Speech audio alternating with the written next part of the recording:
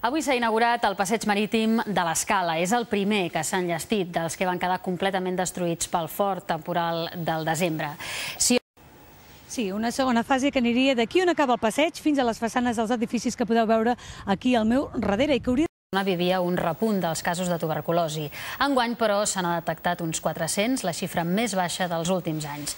Sembla que hi ha ajudat la figura de l'agent comunitari de salut, que fa de mediador entre els pacients i el sistema sanitari.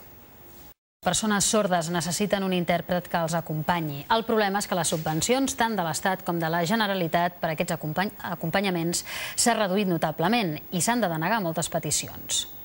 Ha mort aquesta matinada als 63 anys al Paraguai a causa d'una aturada cardiorespiratòria. Des de principis de maig estava ingressat en una clínica d'aquest país després de ser atropellat per un motorista. Nascut a Valladolid. Per primera vegada, els cubans veuen com els canvis econòmics que es perfilen a l'illa poden traduir-se en restriccions significatives, com per exemple la fi d'algunes prestacions sanitàries públiques.